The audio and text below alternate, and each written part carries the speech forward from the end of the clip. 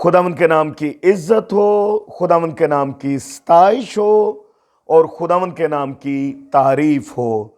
आप सबको पास्टर काशिफ गिल और जॉन कमर मिनिस्ट्री की तरफ से मसीह यस्सु में सलाम पहुंचे।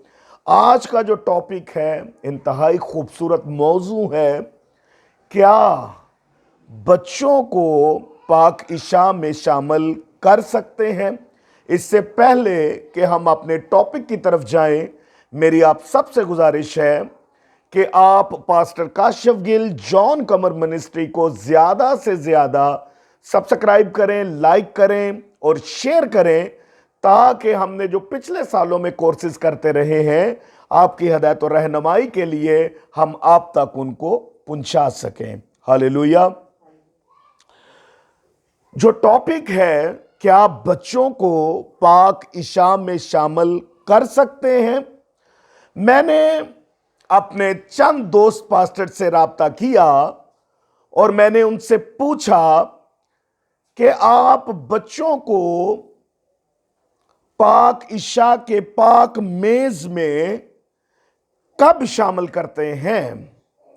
उन्होंने मुझसे कहा कि पास्टर साहब, हम बच्चा जब 15 साल का हो जाता है, हम उनको पाक इशा के मतलब एक क्लास देते हैं, चंद उनको दुआएं याद करवाई जाती हैं और फिर उनको हम पाक इशा की टेबल में यानी पाक इशा में हम उनको शामिल कर लेते हैं। मैंने जब ये सुना तो मुझे अच्छा लगा कि पास्टर साहब ने अच्छा जवाब दिया है, लेकिन मेरी दानिश्त में, मेरी नाकस शकल के मुताबिक, जब हम बालग हो जाते हैं, जब हम अच्छे और बुरे में तमीज करना जान जाते हैं, जब हम खुदा की मेज पर जाते हैं, तो हमें पाक और साफ होने की जरूरत है। मेरे साथ खुदावंद के कलाम में से पहला कुरिन्थियों उसका 11वां बाब और उसकी 26 आयत से लेकर हम 29 आयत तक खुदा के कलाम में से देखेंगे। खुदावंद के कलाम में कुछ यूं मरकूम है, क्योंकि जब कभी तुम ये रोटी खाते और इस प्याले में से पीते हो तो खुदावंद की मौत का इजहार करते हो जब तक वो ना आए। इस वास्ते जो कोई नामुनासिब तौर पर खुदावंद की रोटी खाए या उसके प्याले में से पिए, वो खुदावंद के बदन और खून के बारे में कसूरवार होगा।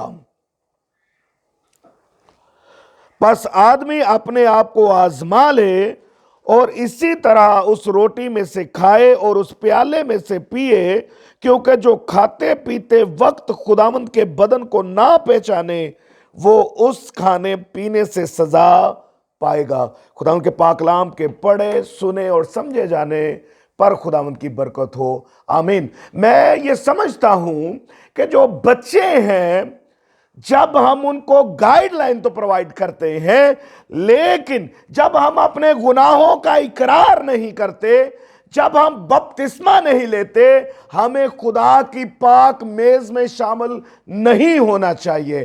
खुदा की पाक मेज में शामिल होने के लिए सबसे जरूरी बात जो है, हमें अपने गुनाहों का इतराफ करना चाहिए, अपने गुनाहों के बारे में खुदावंद से माफी मांगनी चाहिए, फिर हमें बपतिस्मा लेना चाहिए और उसके बाद हमें खुदावंद की पाक मेज में शामिल होना चाहिए, क्योंकि ये वो पाक सैक्रामेंट है जिसे प्रभु यीशु ने, जब वो बशरियत में था, तो उसने कहा कि जब तक मैं वापस ना आ जाऊं तुम मेरी याद में ऐसे ही किया करना। ये एक ऑर्डर है खुदा यीशु मसीह की तरफ से जो हमें मिलता है जब हम इस वर्ष को देखते हैं कि जो कोई इसको नामुनासिब तरीके से याद रखें, अगर हम खुदावंद के बदन में और उसके खून में नामुनासिब तरीके से शमूलियत करते हैं,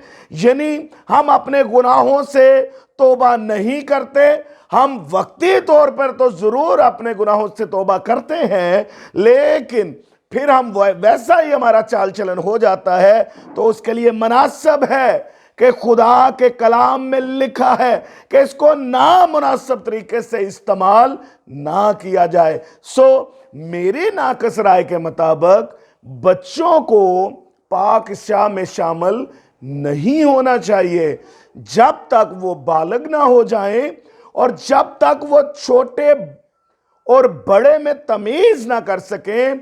जब उनको समझ आ जाए कि गुनाह क्या है और सच्चाई क्या है, उसके बाद वो पाक शाह में शामिल हो, क्योंकि ये खुदावंद का हुक्म है। खुदावंद आपको इस कलाम के वसीला से बरकत दे।